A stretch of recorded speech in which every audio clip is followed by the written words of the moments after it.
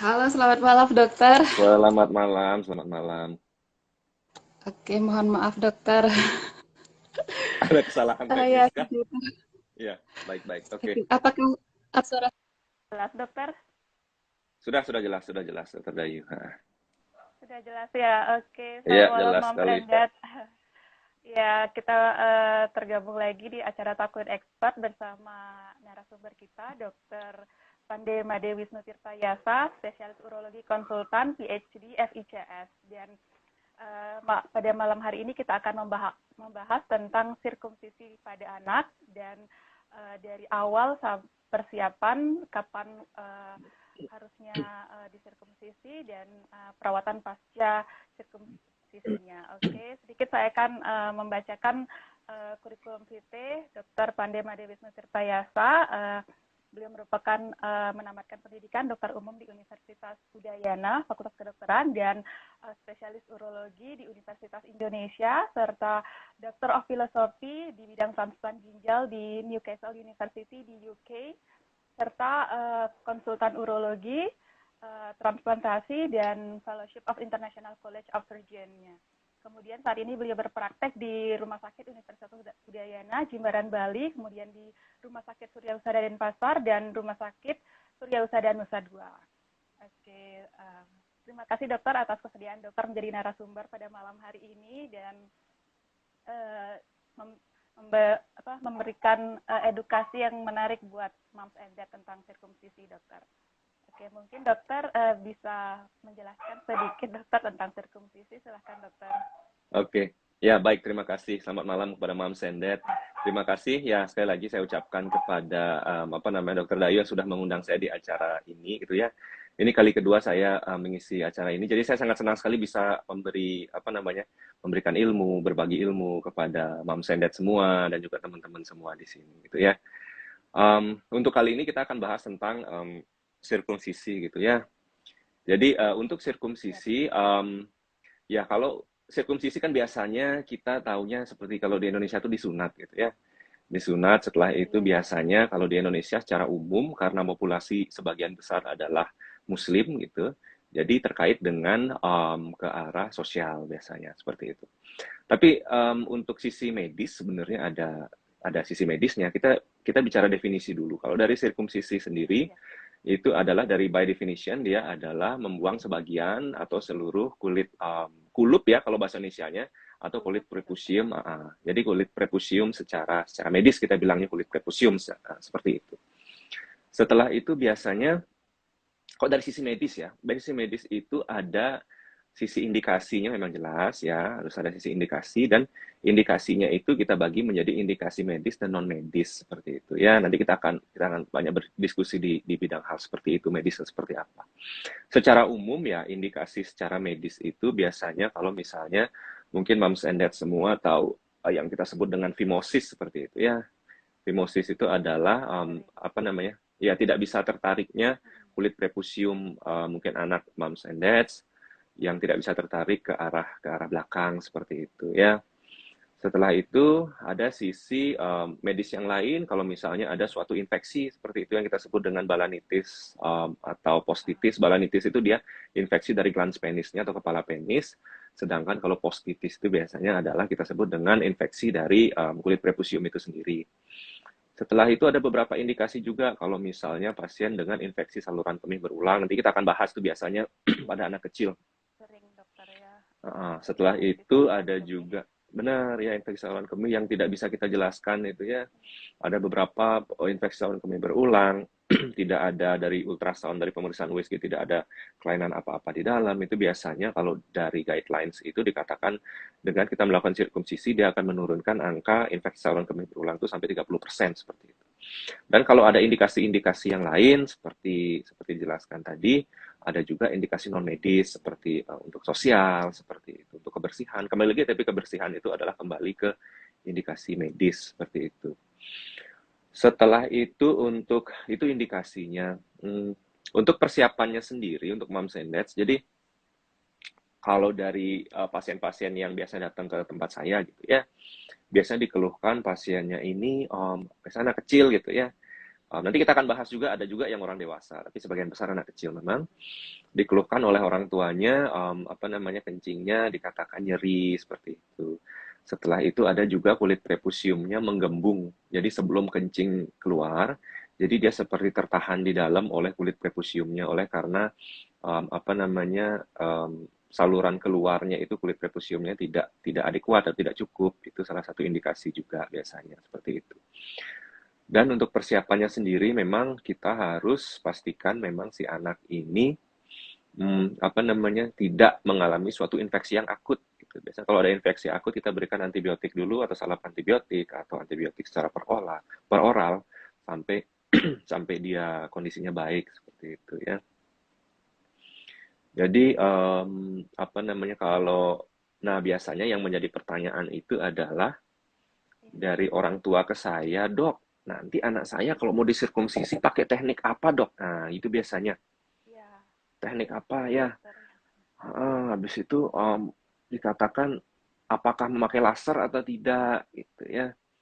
Apakah memakai laser atau tidak, tekniknya seperti apa gitu ya. Jadi memang kalau untuk sirkumsisi sendiri, saya bukan praktisi hanya sirkumsisi saja, tapi kalau urologi itu dia kan salah satu bidangnya adalah memang salah satu ekspertisnya adalah sirkumsisi. Kalau dari sisi urologi, ya memang daripada saat saya diajarkan dulu sampai sekarang itu tidak ada perubahan memang. Kalau untuk urologi adalah kita sirkumsisi secara konvensional, gitu ya. Konvensional itu adalah sirkumsisi secara tidak menggunakan alat apa-apa gitu ya. Jadi memang menggunakan gunting, hal yang biasa. Setelah itu kita bebaskan kulit prepusiumnya dari glans penisnya.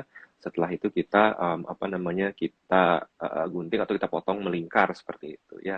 Sampai glans penisnya memang sudah terekspos dengan bagus seperti itu.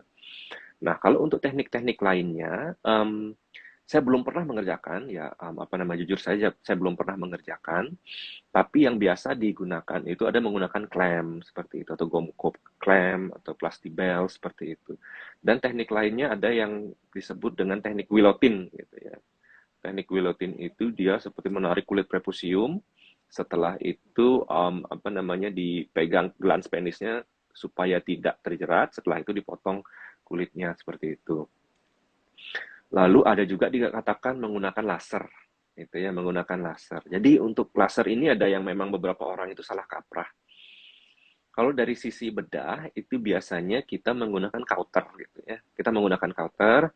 Jadi memang pada saat disirkumsisi kalau memang ada sumber perdarahan biasanya kita kauterisasi gitu ya. Ada beberapa orang yang menganggap ini adalah suatu laser. Tapi sebenarnya untuk sirkumsisi dengan laser itu saya kurang tahu apakah di Bali ada atau tidak, apakah di Indonesia ada juga praktisi yang menggunakan hal tersebut atau tidak. Jadi laser ini menggunakan CO2 kalau tidak salah, dan dia akan membuat kulit kulit dari prepusiumnya nekrotik sehingga dia akan terlepas dengan sendirinya seperti itu menggunakan laser. Ya seperti itu. Jadi kalau untuk teknik-tekniknya mungkin seperti itu, tapi kalau di tangan saya gitu ya biasanya saya akan dengan PD menggunakan teknik yang konvensional gitu ya. Teknik konvensional mungkin pada beberapa literatur apa namanya, pada beberapa literatur dikatakan oh teknik konvensional ini pengerjaannya akan lebih lama dibandingkan dengan teknik yang lainnya seperti guillotine atau hal-hal lainnya gitu. Tapi kalau di tangan saya dengan apa namanya, banyak pasien yang saya sudah kerjakan tidak terlalu signifikan sekali seperti itu. Dan yang memang harus menjadi catatan bagi apa namanya, bagi teman-teman kesehatan juga adalah bagaimana kita melakukan suatu tindakan. Sebenarnya kan ini adalah bukan sebenarnya ekspertisnya bukan ekspertis dokter bedah sebenarnya, dokter Dayu dan teman-teman semua di sini ya, Moms and Dads, tapi adalah dia ekspertisnya dokter umum sebenarnya kalau kita lihat kalau dari sisi apa namanya, dari sisi kuliah kedokteran itu sebenarnya dokter umum pun sudah bisa mengerjakan. Yang paling saya tekankan adalah bagaimana kita melakukan suatu tindakan dengan safe seperti itu. Kalau kembali lagi kalau dikatakan apa namanya, untuk masalah safety seperti itu ya, saya tidak cenderung apa namanya, bilang satu teknik itu lebih superior dibandingkan yang lainnya gitu ya. Ini kan kalau untuk masalah masalah skill ini kan masalah jam terbang kalau menurut saya. Siapa tahu ada yang bisa mengerjakan dengan teknik lainnya dengan sudah ribuan pasien ya, sudah dengan hasil yang bagus gitu ya. Tapi saya ada beberapa kasus apa namanya, beberapa yang menggunakan teknik Willotin, glans penisnya terpotong seperti itu. Jadi supaya lebih safety lah nanti kalau memang ternyata teman-teman medis ingin mengerjakan itu supaya lebih safety. Intinya adalah teknik apapun yang kita mau kerjakan itu juga akan menjadi bayangan buat moms and dad semua, ya untuk parents semua. Teknik apa yang akan dikerjakan oleh dokter tersebut memang harus mengedepankan safety seperti itu. Ya mungkin itu untuk pembukaannya, nanti mungkin kita bisa diskusi lebih dalam lagi, Dr. Dayu. Oke, sangat jelas sekali yang sudah dijelaskan oleh Dokter Wisnu ya tentang teknik-teknik dari pengerjaan sirkumsisi. Jadi apapun tekniknya yang penting harus mengedepankan tentang keamanan, betul ya Dokter Keamanan, ya? benar sekali ya. Keamanan. Oke, bagi moms and dad atau ayah bunda yang ingin bertanya, silahkan mengetik di kolom komentar. Sambil menunggu itu, dokter ya, saya akan membacakan beberapa pertanyaan yang sudah masuk ke direct message Anakku Sehat ID, dokter. Baik. Oke, mungkin ya. Yang pertama dari Mams Rohani di Banyuwangi. Dokter, kapan waktu yang tepat untuk dilakukan sirkumsisi? Dan tiap berapa lama biasanya perbannya diganti, dokter, jika dilakukan tindakan tersebut? Terima kasih, dokter. Baik, terima kasih pertanyaannya, Mams dari Banyuwangi ya. Untuk usia berapa ya? Untuk usia berapa? Mungkin saya harus jelaskan dulu masalah apa namanya epidemiologi terjadinya hal seperti ini gitu ya, sirkumsisi ini biasanya seluruh anak laki-laki itu di saat umur 1 tahun. Jadi tidak semua anak laki-laki harus dilakukan sirkumsisi sebenarnya.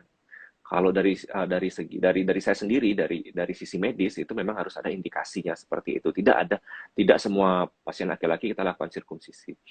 Jadi secara epidemiologi seluruh anak laki-laki itu di atas umur 1 tahun biasanya, seperti saya katakan tadi kan salah satu indikasinya adalah fimosis gitu ya. Di atas umur 1 tahun biasanya 50% itu kulit prepusiumnya sudah bisa ditarik seperti itu ya. Dan hal ini akan meningkat lagi di usia 8 tahun itu semakin tinggi lagi. Dan di usia akil balik sekitar 80% itu biasanya kulit prepusium sudah bisa ditarik. Jadi kalau memang hanya masalah fimosis saja sebenarnya secara umum 80% di usia akil balik itu memang sebenarnya tidak perlu dari sisi medis ya saya katakan dari sisi medis tidak perlu dilakukan suatu sirkumsisi. Nah, kalau misalnya kita secara strict kita membatasi umur berapa gitu ya. Kalau saya sendiri tidak menetapkan usia berapa yang harus kita lakukan sirkumsisi gitu. Nah, nanti kita akan lebih dalam lagi bahas ini. Karena yang pertama, memang kalau saya itu adalah kita harus baik apa namanya diagnosis ditegakkan dan berdasarkan indikasi seperti itu.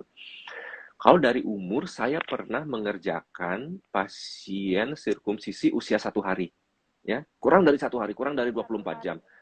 Ya, kemarinnya lahir, sekarang ini belum bisa kencing. Jadi itu ada indikasinya memang. Indikasinya, apa namanya, pasien tidak keluar urin sama sekali. Setelah itu dari, apa namanya, dari ultrasoundnya memang ada ada pembengkakan ginjal, seperti itu ya, pembengkakan ureter juga. Dan juga ada pembengkakan dari bladder, dari kantong kencing. Jadi, dari hal tersebut, maka bisa disimpulkan bahwa terjadi suatu masalah di bagian distal atau di bagian bawahnya, gitu ya. Lalu yang terlihat adalah urin pasien ini, urin si anak ini, si bayi ini menetes dia. Urin si bayi menetes dengan ujung penis, ujung prepusiumnya yang sangat sempit. Dan terlihat dari ujung prepusiumnya ini apa namanya kembung dia seperti menggelembung oleh karena ada urin di sana tidak bisa keluar akhirnya merembet sampai ke belakang kantong kencingnya dibengkak setelah itu apa namanya organ yang menjambungkan antara ginjal dengan kantong kencing juga bengkak yang kita sebut dengan ureter sampai di ginjal juga bengkak seperti itu jadi ini berdasarkan indikasi dan fungsi ginjalnya menurun dengan sangat drastis juga pasien ini umur 1 hari lalu saya lakukan tindakan sirkumsisi. Setelah itu pasien bisa kencing dengan baik, setelah itu semuanya kembali menjadi normal seperti itu. Jadi kalau dari usia itu berdasarkan indikasi. Nah, besok saya akan mengerjakan sirkumsisi pasien usia 80 tahun. Ada juga. Jadi kalau memang kita lihat dari range umur itu sangat range-nya sangat luas sekali. Saya pernah mengerjakan umur 1 hari Dan ada beberapa pasien usia 70 tahun dan besok ada pasien umur sekitar kalau nggak salah 78, 79 tahun gitu ya. Oleh karena indikasi yang lain positif seperti itu seperti balanitis seperti itu ya. Tapi kalau misalnya memang tidak ada, maksudnya kalau dari segi kita lihat bukan dari sisi indikasi medis ya, kalau memang sisi apa namanya dari sisi non medis dalam artian apa namanya sosial seperti itu atau culture masing-masing tempat gitu ya. Um, Kalau dari beberapa guidelines itu dia menentukan umur yang berbeda-beda gitu ya. Jadi kenapa ditentukan umur yang berbeda-beda? Karena memang ternyata tidak ada hal yang mutlak ini harus kapan dikerjakan. Kalau dari urologi Indonesia itu kita biasanya berpatokan pada apa namanya guidelines dari Eropa, EAU guidelines gitu ya. Kalau dari EAU guidelines dikatakan kalau memang ternyata harus disirkumsisi dengan tidak ada indikasi-indikasi yang sangat mutlak sekali yang harus disirkumsisi secara cepat atau secara urgent, maka diharuskan atau di apa namanya disuggest di atas umur 2 tahun seperti itu. Dan kalau menurut saya juga secara pribadi dari pengalaman kalau bisa memang sebelum usia sekolah, jadi preschool seperti itu, ya. Tapi tidak menutup kemungkinan juga ternyata tidak ada masalah apa-apa, lalu harus disirkumsisi usia belasan tahun sebenarnya tidak ada masalah apa-apa juga. Tapi harus hati-hati kalau pasien yang dengan usia apa namanya usia teenager seperti itu ya. Jadi biasanya kan sudah ereksinya sudah cukup baik gitu ya. Jadi ada yang namanya morning erection yang memang tidak apa namanya tidak dicetuskan oleh rangsangan seksual itu biasanya morning erection. Biasanya itu pada usia-usia teenager itu sudah sangat baik apa namanya ereksi. Jadi kalau pasca pasca sirkumsisi mungkin agak nyeri aja kalau misalnya pagi dia ereksi gitu. Tapi sebenarnya kalau dari sisi medis tidak ada masalah apa-apa. Tidak akan meningkatkan infeksi juga, tidak akan meningkatkan terjadinya apa namanya rembesan atau luka seperti itu. Ya semoga bisa menjawab. Oke, terima kasih lengkap sekali yang sudah dijawab oleh Dokter Wisnu. Jadi tetap intinya berdasarkan indikasi medis dokter ya, Ya. perlu tidaknya sirkumsisi segera dan Mm. berdasarkan guideline tersebut mungkin Ya. kalau tidak ada indikasi lebih baik pada saat preschool atau di atas umur 2 tahun. Di atas umur 2 Dokter tahun ya. ya. Itu berdasarkan EAU Guidelines tahun yang terbaru 2022. 2022. Oke, lengkap sekali. Oke, saya mengingatkan kembali bagi moms and dad yang ingin menanyakan seluk-beluk sirkumsisi pada anak agar mengetik di kolom komentar karena mumpung di sini ada pakar dari sirkumsisi yaitu Dr. Pande Made Wisnu Tirtayasa, spesialis urologi konsultan PhD SCS. Oke. Saya akan membacakan lagi dokter yang sudah masuk Ya, di silakan. direct message Anakku Sehat ID. Oke. Dokter, saya Ibu Ria di Gianyar. Nah, dokter pada keadaan bagaimana anak tidak boleh disunat, Dok? Apakah syarat-syarat atau yang perlu diperhatikan pada saat anak disunat? Seperti itu pertanyaannya, Dokter. Ya baik, terima kasih pertanyaannya Ibu Ria dari Gianyar gitu ya. Jadi ini juga hal yang penting buat moms and dads dan juga penting juga buat teman-teman kesehatan juga ya yang memang praktisi sirkumsisi. Jadi untuk apa namanya sebelum dilakukan sirkumsisi kalau memang ada indikasi biasanya kalau memang ada ternyata infeksi yang sangat akut gitu ya, infeksi yang sedang infeksi, biasanya kita tidak lakukan sirkumsisi gitu ya. Biasanya kita berikan antibiotik dulu atau berikan antibiotik salep atau oral seperti itu ya. Sehingga kenapa seperti itu? Karena kalau misalnya dia inflamasi atau infeksi, biasanya dia apa namanya kulit prepusiumnya ini dia akan penuh dengan apa namanya sel-sel inflamasi sehingga meningkatkan adanya apa namanya pembentukan apa namanya pembuluh darah baru seperti itu sehingga nanti takutnya nanti pada saat dilakukan sirkumsisi berdarahnya lebih lebih ekstrim dibandingkan kalau memang tidak ada infeksi seperti itu. Cuman kembali lagi, hal ini akan menjadi suatu indikasi yang tidak mutlak begitu ya. Karena kalau misalnya terjadi suatu infeksi yang disebabkan memang oleh karena fimosis gitu ya, memang harus cepat-cepat dilakukan suatu tindakan. Kalau di tangan saya, biasanya saya lakukan tindakan secara konvensional dan juga saya lengkapi dengan kauter, kalau misalnya ada perdarahan bisa kita langsung lakukan dengan kauterisasi. Jadi tidak ada perdarahan secara signifikan seperti itu ya. Dan juga hal yang penting lainnya adalah mungkin moms and dads harus tahu juga bagaimana keadaan penis dari putra orang tua juga seperti ini ya moms and dads ya.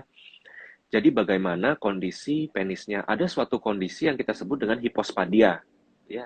Ada suatu kondisi yang kita sebut dengan hipospadia, di mana hipospadia ini dia adalah suatu kelainan, memang secara genetik terjadi suatu kelainan. Jadi kelainan ini biasanya simptomnya gejalanya ya, gejala yang nanti Mams and Dads lihat di putra, semoga tidak ya, semoga tidak. Tapi mungkin tetangga atau apa, misalnya menanyakan ke Mams and Dads, ini harus disirkumsisi gimana ya? Ternyata kemarin saya baru dengar IG live dari Dokter Dayu gitu, ternyata nggak boleh loh sirkumsisi kalau keadaan seperti ini gitu ya. Keadaan ini adalah hipospadi. Biasanya ditandai dengan ujung penis itu ya, ujung keluarnya urin itu tidak di ujung penis gitu ya. Lalu penis tidak di ujung penis, tidak seperti anak normal. Setelah itu penisnya seperti tertarik ke bawah gitu ya. Jadi tidak lurus ke depan. Jadi penisnya seperti tertarik ke bawah begitu ya, tertarik ke bawah. Setelah itu kulit prepusiumnya pada orang normal kulit prepusium kan penuh ini ya, penuh ya semua. Pada pasiennya pospadi kulit prepusiumnya di atas saja. Di bawahnya tidak ada kulit prepusium. Jadi kalau misalnya ada hal seperti itu, jadi penisnya bengkok ke bawah, setelah itu ujung kencingnya itu tidak meatus uretra eksterna kita sebut, jadi ujungnya tidak di depan, lalu seperti ada dorsal hood kita bilangnya ya, dorsal hood itu prepusiumnya itu tidak melengkupi semua, jadi cuma di atas seperti hood kita pakai pakai jaket gitu ya, hood, jadi dorsal hood. Nah itu jangan dilakukan sirkumsisi seperti itu. Kalau misalnya ada hal-hal seperti itu, tolong langsung dirujuk ke dokter urologi. Biasanya kita akan itu namanya hipospadi, dan kulit prepusiumnya itu sendiri nanti akan menjadi bahan pada saat kita melakukan repair dari hipospadi atau kita sebut dengan tindakan uretroplasti gitu ya. Jadi kulit dari prepusium itu yang akan kita jadikan bahan untuk memperbaiki uretra atau memperbaiki saluran kencingnya. Kalau itu misalnya dilakukan suatu sirkumsisi atau dipotong, maka nanti pada saat tindakan kita tidak akan memiliki sumber yang dari mana kita lakukan sumber untuk uretroplastinya atau tindakan itu sendiri itu ya. Itu yang harus hati-hati. Lalu yang lainnya adalah ada yang namanya kita sebut dengan buried penis.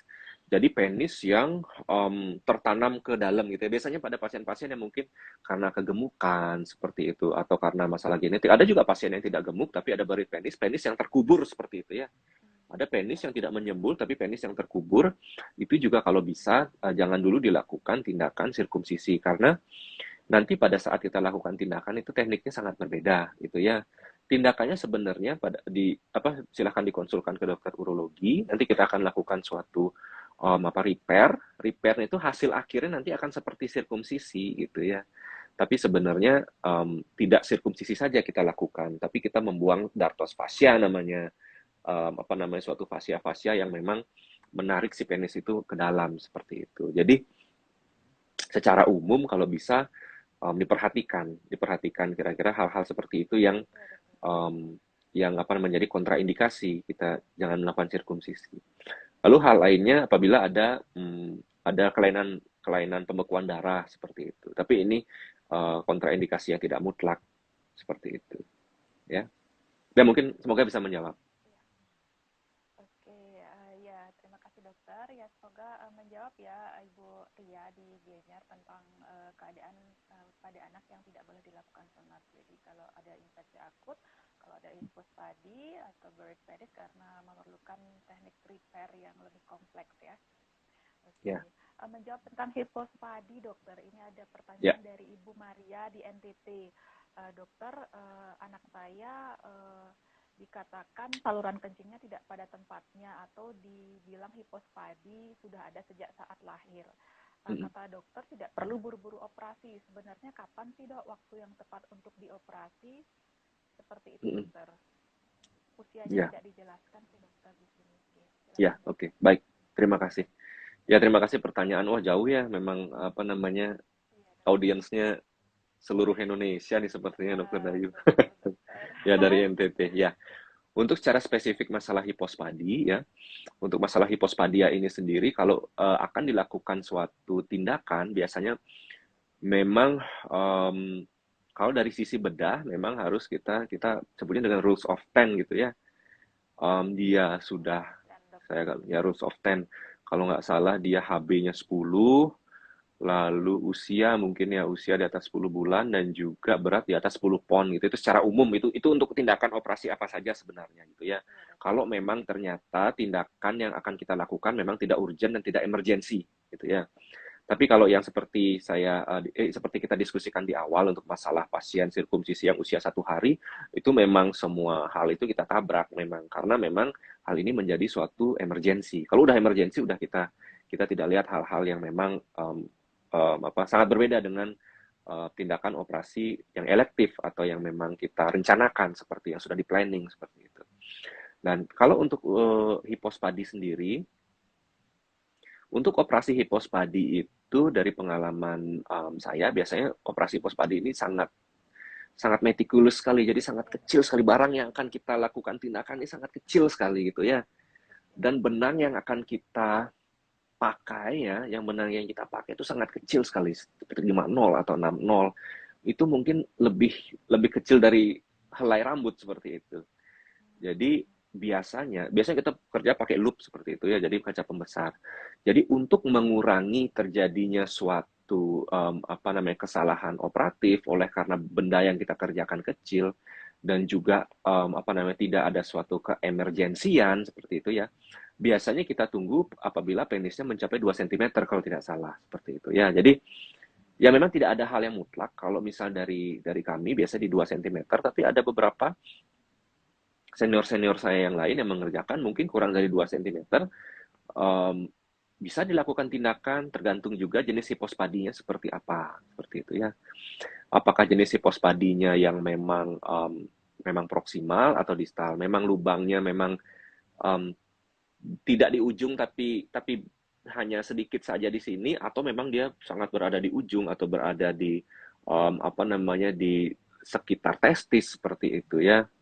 Jadi seperti itu juga. Jadi berdasarkan panjang dari penis, biasanya kita tunggu sampai 2 cm, dan juga berdasarkan keparahan atau severity dari hipospadianya itu sendiri.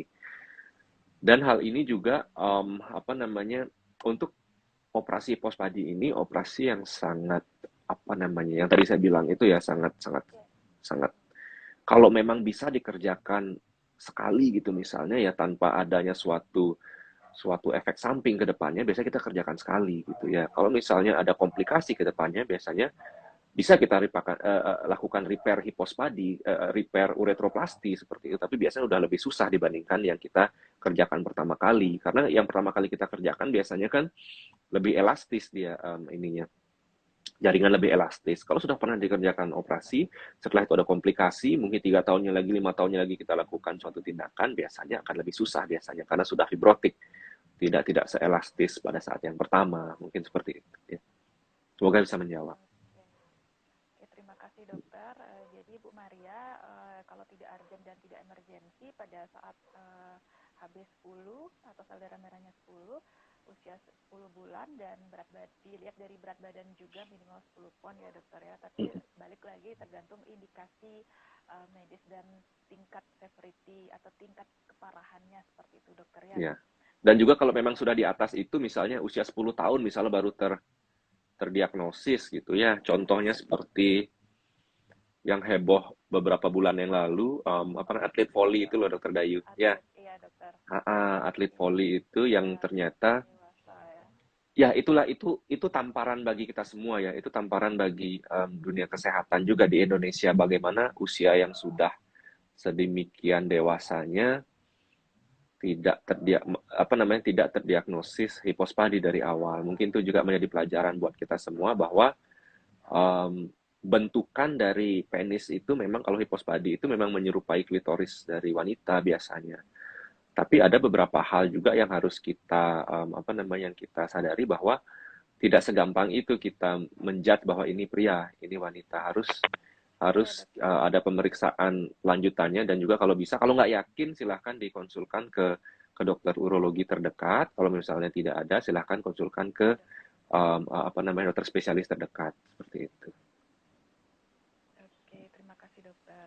Ya, saya ingatkan kembali untuk Moms and Dad yang ingin bertanya seputar sirkumsisi bisa langsung mengetik pertanyaannya ya di kolom komentar. Oke, saya akan lanjutkan lagi dokter Baik, pertanyaannya baik. yang sudah masuk. Ya, dokter, apakah ini pertanyaan dari Depok dokter? Depok dokter. Mm-mm. Ya, ya. Ya, dari Ibu Rina. Dokter, apakah bila sudah disunat, anak masih bisa terkena infeksi di saluran kencing? Seperti itu pertanyaannya, dokter. Terima kasih, dokter. Baik, ya, terima Apakah kasih. bila disunat masih bisa Iya, ya. infeksi atau tidak? Ya, wah, pertanyaan dari Depok ini memang sudah sangat mendunia nih acara ini ya. Ya, baik. Iya, Jadi betul, untuk dok. masalah infeksi saluran kemih. Jadi kalau dari infeksi saluran kemih untuk Mams di Depok ya, dan juga teman-teman semua di sini, harus disadari bahwa saluran kemih itu sangat panjang, bukan hanya sebatas penis dan uretra saja, dan bukan hanya sebatas prepusium saja gitu ya. Infeksi saluran kemih itu sendiri dia berasal dari pielum ginjal ya, ginjal, setelah itu ada pielum pada saat keluarnya urin, setelah itu turun ke bawah ada uretra, setelah itu ada bladder atau kantong kencing, setelah itu baru ada uretra, seperti itu ya. Jadi kalau memang ternyata permasalahannya tidak, kita anggap sudah tidak ada permasalahannya, kita sudah tidak ada permasalahan, Iya, kita dokter. tidak ada permasalahan di ginjal, di ureter, di kantong kencing, dan di uretra juga nggak ada permasalahan. Permasalahan misalnya hanya di kulit prepusium saja, lalu permasalahannya ini menyebabkan infeksi saluran kemih gitu ya, berulang gitu ya. Iya, dokter. Kalau kita lakukan suatu tindakan, kita harapkan dengan tindakan sirkumsisi ini kita eradikasi penyebabnya ya, penyebabnya kita hilangkan, penyebab dari fimosis ini kita hilangkan ya, kita harapkan semua hal yang memang disebabkan oleh fimosis ini menjadi hilang gitu ya, infeksi-infeksi yang disebabkan oleh fimosis menjadi hilang. Tapi jangan terlena juga, oh anak saya sudah disirkumsisi, tidak Iya. akan terkena infeksi saluran kemih. Waduh, jangan juga seperti itu gitu ya. Karena infeksi saluran kemih ini sesimpel dehidrasi aja, Dokter Dayu dan Mam semua ya. Iya. Sesimpel dehidrasi aja itu bisa menyebabkan infeksi saluran kemih seperti itu ya. Karena teorinya adalah Betul. selama bertahun-tahun ya, selama bertahun-tahun Iya. apa namanya, tenaga kesehatan di seluruh dunia itu menganggap urin itu adalah benda yang steril gitu ya, sepanjang saluran kencing itu kalau memang ternyata tidak ada infeksi itu adalah suatu hal yang steril. Tapi penelitian terbaru Iya. mengatakan dari sisi mikrobiom ya, penelitian mikrobiom disebutkan bahwa di urin itu memang ada DNA yang menyerupai DNA suatu bakteri gitu ya. Dan memang mungkin di Oke, usus juga, dokter. jadi yang kita ketahui di usus ada itu ya, Iya. mikrobiota seperti itu ya, di mana um, bakteri-bakteri ini dia bakterinya tidak akan menyebabkan suatu infeksi awalnya gitu ya, bakterinya tidak akan infeksius, tapi oleh karena ada suatu keadaan yang menyebabkan saluran kencing menjadi tidak normal, akhirnya bakteri yang tidak infeksius ini akan menjadi infeksius gitu ya. Jadi tidak hanya sebatas pada fimosisnya saja. Sesimpel dehidrasi pun bisa menyebabkan infeksi saluran kemih seperti itu. Jadi harus disadari bahwa kalau memang kita minum yang banyak, itu biasanya bakteri-bakteri yang harusnya menginfeksi dia akan wash out sendiri dengan keluarnya urin seperti itu. Semoga bisa menjawab. Oke. Oke, terima kasih dokter atas jawabannya. Semoga bisa menjawab ya, Mams Rina di Depok. Jadi tetap sudah disunat, tetap bisa terkena infeksi di saluran kemih. Jadi tetap harus Bisa. dijaga kebersihannya dan tetap Benar sekali. dengan pemberian cairan yang cukup sesuai kebutuhan dokter ya, Ya, agar benar bisa sekali. Ya, membersihkan di saluran kemihnya tersebut. ya. Oke, saya akan lanjutkan pertanyaan yang lain, dokter. Ini ada pertanyaan dari Ibu Helen di Bogor, dokter. Dokter, kalau teknik sunat yang cuman dirawat 1 hari, habis itu boleh pulang, apakah aman dokter ya? Apakah ada efek yang berbahaya? Seperti itu pertanyaannya dokter. Teknik sunat yang cuma 1 hari, habis itu boleh Oke. pulang. Mungkin kayak one day care gitu ya. One day care, oke, ya. Ya. Baik, terima kasih pertanyaannya dari Bogor. Ya, dari Bogor, jauh sekali. Betul. Saya beberapa minggu yang lalu kayak sempat ke Bogor, saya nyari nyari makanan ke situ. Oke, gini, untuk one day care ya, untuk sirkumsisi itu memang kalau misalnya sirkumsisi ini tidak ada penyulit gitu ya, tidak ada penyulit dalam artian tindakannya bisa kita lakukan dengan baik, tidak ada penyulit yang lain. Kita bicara secara holistik bahwa sirkumsisi ini kan tidak hanya pada anak saja, bisa jadi seperti usia 80 yang saya bilang gitu ya. Kalau misalnya tidak ada penyulit yang lain seperti diabetes, seperti itu, atau gangguan pembekuan darah, seperti itu ya. Setelah itu infeksinya juga tidak terlalu severe sekali. Sebenarnya sirkumsisi ini adalah suatu tindakan yang memang one day care, seperti itu ya. Jadi setelah dilakukan tindakan, observasi sekitar sejam, 2 jam, kalau memang bagus, tidak ada tanda-tanda komplikasi secara akut, bisa kita pulangkan dengan edukasi yang baik kepada orang tua di rumah nanti harus seperti apa, bagaimana kita merawatnya seperti itu. Dan nanti kita akan bahas juga seperti itu. Saya kurang tahu apakah ada pertanyaan bagaimana merawat apa segala macam. Udahlah kita bahas aja lah.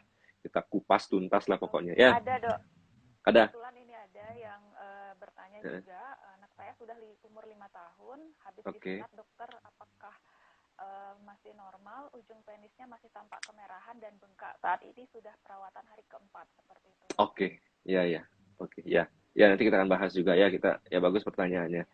Jadi kembali lagi ini adalah suatu tindakan yang one day care seperti itu ya. Nah, kalau untuk komplikasinya sendiri, biasanya saya akan membagi komplikasi itu komplikasi akut dan komplikasi jangka panjangnya seperti itu ya. Biasanya untuk komplikasi yang akut atau yang bisa terjadi setelah dilakukan operasi gitu ya. Tergantung juga untuk masalah tindakan teknik pengerjaan gitu ya. Apakah teknik, kalau saya sih biasanya dengan konvensional, tapi saya yakin untuk tindakan yang lain seperti menggunakan klem, seperti menggunakan teknik guillotine, penggunaan teknik yang lainnya sendiri memang kalau menurut saya dan beberapa jurnal dan beberapa literatur yang saya baca, memang tindakan ini kalau memang tidak ada penyulitnya, itu tindakan yang memang one day care seperti itu. Jadi tidak ada masalah, bisa langsung pulang. Nah, komplikasi yang biasanya kalau secara akut terjadi pasca operasi langsung, biasanya kan akan ditangani langsung oleh dokter yang mengerjakan atau tenaga medis yang mengerjakan. Biasanya adalah kemungkinan, ya semoga tidak mungkin ada glans penis yang terpotong seperti itu ya. Biasanya kalau sudah seperti itu memang harus dirujuk ke dokter urologi. Memang ya menyambungnya sendiri itu memang memerlukan suatu tindakan yang mikroskopik sekali, yang memang sangat ekspertis sekali dilakukan oleh urologi. Tapi jangan sampai terjadi hal seperti itu. Lalu untuk komplikasi akut lainnya itu pasti perdarahan, apapun itu. Tindakan apapun itu yang kalau memang sudah ada tindakan penorehan atau pengguntingan atau pemotongan, itu pasti ada resiko untuk terjadinya suatu perdarahan. Hal tersebutlah maka kita harus observasi dulu 1-2 jam. Kalau misalnya ada suatu perdarahan yang tidak terlalu signifikan seperti itu ya, biasanya dalam 1-2 jam dia harusnya sudah menutup sendiri, membeku sendiri seperti itu ya. Lalu untuk infeksi kita belum bisa lihat secara akut seperti itu ya. Maka yang bisa kita lihat secara pasti adalah apakah ada sisa perdarahan atau tidak. Apakah perdarahannya merembes atau perdarahan aktif, itu juga akan menjadi concern tenaga medis yang melakukan tindakan sirkumsisi. Lalu kalau misalnya, nah ini bedanya. Saya dulu, tahun berapa ya? Tahun 92 ya. Saya dilakukan sirkumsisi. Jadi saya dilakukan sirkumsisi ke diri saya ya. Itu selama seminggu, itu nggak boleh kena air. Tidak boleh kena air. Jadi penis saya itu dibungkus dengan plastik, pakai sarung segala macam yang ya pada saat itu memang pengetahuannya seperti itu gitu. Tapi tidak salah juga gitu. Supaya tidak infeksi dan juga supaya lebih simpel dari orang tuanya merawat. Jadi ya nggak boleh kena air dulu sampai seminggu gitu misalnya. Tapi penelitian terbaru mengatakan bahwa sebenarnya tidak masalah gitu. Jadi sekarang yang kami terapkan, yang biasanya dokter urologi terapkan itu adalah kita rawat terbuka istilahnya. Jadi tidak ditutup perban lagi, kecuali kalau memang ada hal-hal lain seperti tadi perdarahan seperti itu yang harus kita bebat seperti itu ya. Biasanya kalau perdarahan sudah kita secure dengan bagus, tidak ada perdarahan, lalu luka operasi bagus, biasanya kita hanya memberikan salep saja, salep antibiotik dan salep antibiotik biasanya kita berikan di sekeliling daerah sirkumsisi. Setelah itu bisa pulang dan besoknya boleh kena air nggak masalah, gitu ya. Boleh kena air tapi dengan catatan ya, dengan catatan tidak boleh sampai menggenang. Artinya kalau memang ternyata kembali lagi apakah si anak kooperatif atau tidak. Kalau ternyata tidak kooperatif dan kalau dibersihkan jadi heboh satu RT ya memang jangan dulu gitu ya. Tapi kok ternyata si anak sangat kooperatif gitu ya. Pada saat dimandikan kena air dan dibersihkan dengan bagus gitu ya, tidak tidak tidak becek lah di luka operasinya, itu sebenarnya tidak masalah. Setelah itu kita kasih salep itu tidak masalah. Yang saya lakukan adalah rawat terbuka ya, ribuan pasien yang saya kerjakan itu tidak pernah ada masalah sampai saat ini seperti itu ya. Dan di rumah juga kita harus perhatikan bagaimana kalau bisa si anak ini kan ada nih sekarang celana yang modelnya celana ada tutup di celana sunat itu juga bagus gitu ya, supaya nggak kemana-mana bawa sarung yang di ujungnya dipegang gitu ya. Pakai dulu itu saya ingat pakai apa ya, pakai sapu lidi pakai apa ya supaya nggak pakai sarung. Setelah itu kayak kayak tong sampah itu di depan penis itu. Memang agak ribet zaman dulu gitu. Tapi ya begitulah. Mungkin di beberapa tempat masih percaya hal itu, tapi nggak masalah, nggak masalah.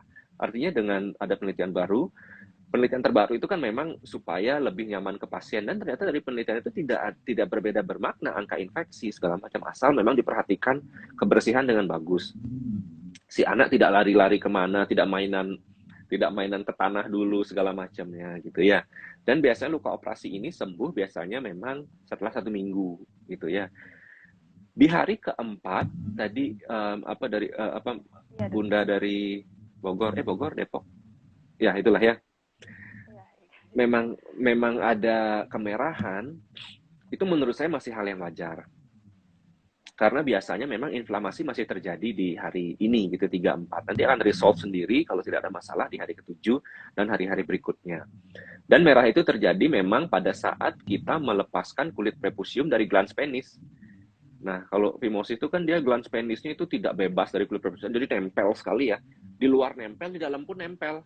Sehingga nanti ada suatu benda putih, cairan putih yang sudah mengeras, yang kita sebut dengan smegma gitu ya.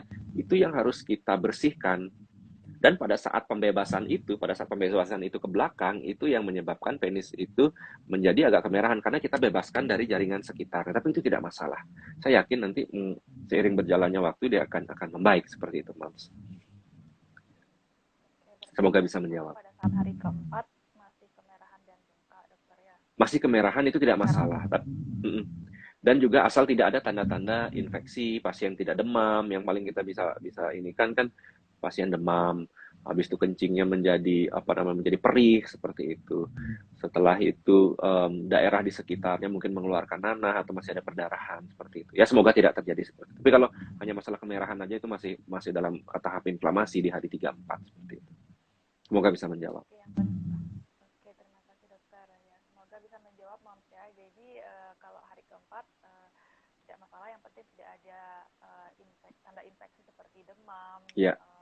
Nyeri kencing lebih nyeri. Ya, nyeri seperti itu ya. Dan untuk perawatan pasca sirkumsisinya pun tidak masalah yang terbuka sepanjang tidak kalaupun basah tidak kotor ya, langsung dibersihkan seperti itu ya. Observasi seperti itu. Ya. Oke, lengkap sekali jawaban dari Dokter Wisnu. Saya akan lanjutkan dokter sambil menunggu. Ya, silahkan. Ini kalau misalnya masih ada yang ingin bertanya di tentang sirkumsisi, bisa bertanya, mengetik pertanyaan di kolom komentar. Oke, ini ada pertanyaan dokter dari Ibu Siti di Jakarta. dokter, bagaimana sunat pada anak dengan hiperaktif atau sulit ditenangkan atau anak berkebutuhan khusus? Apakah bisa dilakukan dokter, dan apakah semua sunat perlu dibius? Seperti itu pertanyaannya, dokter. Silahkan dokter. Ya, baik. Terima kasih pertanyaannya ya. Jadi memang secara umum kalau memang kembali lagi apakah si anak kooperatif atau tidak. Yang pasti adalah memang kita harus lakukan suatu pembiusan gitu ya. Tapi pembiusannya ini kembali lagi apakah pembiusan lokal yang hanya di sekitar penis saja seperti itu ya. Jadi biasanya kita blok di nerve ring block atau di bagian dorsal dari di bagian ujung dalam dari penisnya itu kita blok gitu biasanya ya. Atau kalau memang ternyata anak yang tidak kooperatif itu bisa dibius gitu ya, bius total biasanya gitu ya, dibius total. Bius total berarti dokter. Ya biasanya dibius total. Kalau dibius total ini biasanya ya sebenarnya masalah pembiusan itu tidak terlalu bermasalah gitu ya. Artinya bius total pun tidak masalah, dibius lokal pun tidak masalah. Asal memang kita lakukan memang ya asal jangan tidak terlalu manusiawi sekali ya kalau tidak dibius seperti itu ya. Jadi kalau memang ternyata kalau tidak di rumah sakit gitu misalnya atau misal di rumah sunat gitu ya, biasanya saya kurang tahu ya, tapi dokter. biasanya kan biasanya di bius lokal. Untuk bius lokal ini sendiri tenaga kesehatan pasti sudah memiliki suatu ilmunya seperti itu ya. Jadi di biusnya di bagian mana supaya mengurangi rasa sakit seperti itu. Asal anaknya kooperatif itu tidak menjadi masalah. Di bius pun tidak menjadi masalah seperti itu ya. Tapi kembali lagi kalau di bius itu pasti ada efek samping pembiusan seperti itu ya. Mungkin anak baru bangun, baru dibangunkan, mungkin masih kepala pusing atau apa, menjadi lebih rewel. Nanti seiring berjalannya waktu pembiusan sudah habis, si anak ini akan menjadi tenang seperti itu.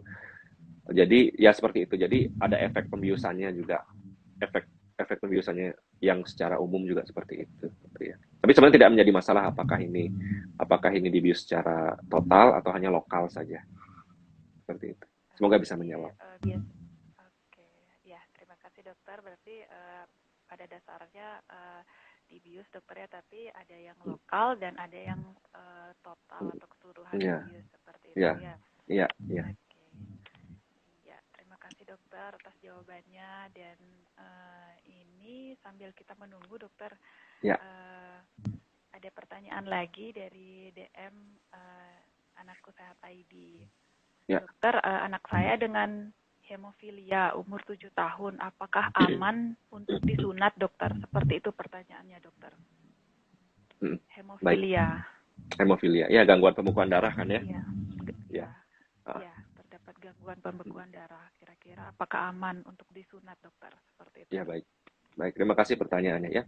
Ya memang kembali lagi kalau disunat kan memang harus ada indikasi, dan ini memang penyulit yang seperti yang kita diskusikan tadi ya. Salah satu penyulitnya adalah hemofilia atau gangguan pembekuan darah seperti itu ya. Biasanya yang kami dokter bedah lakukan kalau misalnya ada pasien dengan hemofilia, memang yang kita menjadikan acuan itu adalah bagaimana faktor pembekuan darah saat ini, mungkin dari BTCT seperti itu ya, faktor pembekuan darah saat ini, dan juga angka plateletnya seperti itu. Biasanya secara umum angka platelet di atas 100.000 itu kita sudah berani melakukan tindakan. Bahkan ada beberapa kalau memang ternyata kasusnya memang harus dilakukan sirkumsisi gitu ya, platelet di atas 50.000 bisa kita lakukan tindakan, asal nanti pada saat tindakan dan juga pada saat pada saat ada luka, kita lakukan suatu kauterisasi dengan bagus. Gitu. Kita hentikan perdarahannya dengan bagus. Kembali lagi, hemofilia ini bukan kontraindikasi mutlak dilakukan tindakan. Bukannya tidak boleh sekali, gitu ya. Tapi kontraindikasi relatif, gitu ya. Asal kita bisa menangani dengan bagus. Kalau memang ternyata plateletnya rendah sekali, ya nggak usah dulu. Kita perbaiki dulu plateletnya dengan menggunakan beberapa medikasi atau apa segala macamnya. BTCT kurang bagus, kita perbaiki dulu seperti itu. Kalau memang ternyata sudah baik, ya kita bisa lakukan. Even itu hemofili, pasien dengan hemofili seperti itu, sesuai indikasi. Semoga bisa menjawab. Oke, terima kasih dokter. Yang intinya harus dilakukan persiapan sebelum dilakukan tindakan. Benar sekali, ya. Melakukan pemeriksaan darah atau pemeriksaan proses proses pembekuan darah seperti itu. Ya, Jadi tetap ya benar bisa sekali. dilakukan ya. Ya, Oke, ini pertanyaan terakhir dokter, tidak terasa sudah mendekati sudah ya? pukul 20 dokter. Waduh, Ini kurang nih pertanyaan waktunya, terakhir Dokter dokter. Dayu. Kurang nih Nanti kita waktunya. sambung lagi dok. Baik, baik, baik. Oke, ini pertanyaan Ibu Riana di Tangerang dokter. Dokter, apakah sirkumsisi perlu dilakukan pada bayi perempuan? Dan apakah sunat pada perempuan bisa mencegah infeksi saluran kemih? Seperti itu pertanyaannya dokter. Silakan dokter. Baik, terima kasih. Ini menjadi, ya, terima kasih pertanyaannya ya. Ini memang out of the box pertanyaannya gitu ya. Ini biasanya kalau untuk sirkumsisi pada perempuan itu memang agak berbeda dibandingkan dengan sirkumsisi pada laki-laki. Jadi biasanya kalau sirkumsisi pada perempuan itu lebih kepada culture setempat biasanya Dokter Dayu dan Moms di Tangerang ya. Itu pada culture sebagian tempat, sebagian tribe, sebagian suku seperti itu. Kenapa seperti itu? Ada beberapa cerita atau beberapa literatur yang saya baca dikatakan sirkumsisi pada kalau pada laki-laki jelas ya Dokter Dayu dan teman-teman semua tadi mam semua and that's kita sudah diskusi berdasarkan indikasinya ya. Tapi indikasi pada perempuan itu ternyata ya saya sangat kaget sekali, ternyata ada beberapa suku atau tribes yang melakukan hal seperti itu dengan indikasi supaya nafsu seksual dari si wanita tersebut tidak terlalu tinggi gitu ya. Seperti itu. Jadi memang dari literatur medisnya atau ilmiahnya memang tidak ada, tapi ada yang mempercayai seperti itu. Dan yang terjadi adalah tadi kita jelas sirkumsisi pada anak itu yang dipotong itu apa, sirkumsisi pada laki-laki yang dipotong itu apa, yang ditinggalkan itu apa, indikasinya apa itu jelas. Kalau pada wanita, kalau kita baca berbagai macam suku gitu misalnya, itu semuanya pada nggak jelas. Yang dipotong itu apa? Bahkan ada beberapa yang sangat sadis ya, klitorisnya dipotong. Klitorisnya dipotong itu dibilang suatu sirkumsisi pada perempuan. Jadi sebenarnya kalau klitoris dipotong kan sebenarnya klitoris itu tidak ada hubungannya dengan apa namanya dengan uretra gitu ya. Habis itu ada juga beberapa literatur dari guidelines urologi pun dibahas gitu ya, dibahas memang ternyata ada beberapa suku yang menerapkan seperti ini. Asal hanya memotong kulitnya saja, mungkin ada beberapa yang menganggap harus dipotong karena masalah sosial gitu ya atau masalah kepercayaan gitu ya. Kalau hanya memotong kulitnya saja, mungkin di labia minora atau di sekelilingnya saja itu tidak masalah gitu ya. Walaupun tidak ada indikasi medisnya. Kalau memang percaya seperti itu dari sisi medis itu tidak masalah karena tidak mengganggu kencing, tidak mengganggu kualitas kencing ataupun tidak mengganggu nafsu seksual. Tapi once dia harus memotong klitoris, waduh itu kalau saya sih nggak setuju gitu ya. Jadi intinya kita memang, saya kurang tahu di Indonesia seperti apa, tapi dari pengalaman saya pun tidak pernah ada pasien yang seorang wanita itu misalnya ya yang memang ingin disirkumsisi, itu tidak pernah gitu. Karena sejatinya uretra wanita itu memang sudah terbuka dan uretra wanita itu dia pendek, hanya 4 cm dan tidak tertutup sama sekali, tidak ada kulup seperti pria seperti itu. Semoga bisa menjawab. Oke, terima kasih dokter. Berarti sunat pada perempuan tidak bisa mencegah infeksi juga dokter ya? Karena tidak ya kalau infeksi sebenarnya ya tidak terlalu ada hubungannya sih ya, kecuali ada suatu keadaan yang namanya karunkula uretra. Jadi uretranya tertutup karena adanya penebalan dari uretra di ujung uretra perempuan itu. Itu bisa menyebabkan infeksi. Tapi itu bukan sirkumsisi kita bilangnya. Gitu ya. Jadi sebenarnya kalau dikatakan apakah sirkumsisi pada wanita bisa mencegah infeksi atau tidak, saya juga agak susah menjawab gitu. Kembali lagi, sirkumsisi yang dipercayai oleh ibu yang bertanya sirkumsisi seperti apa, apanya memotong saja atau klitorisnya apa segala macam, seperti itu. Semoga bisa menjawab walaupun tidak terlalu memuaskan. Terima kasih dokter atas jawabannya, semoga bisa menjawab ibu ya. Dan tak terasa sudah mendekati pukul 20 ini dokter, sedikit saya simpulkan dokter ya.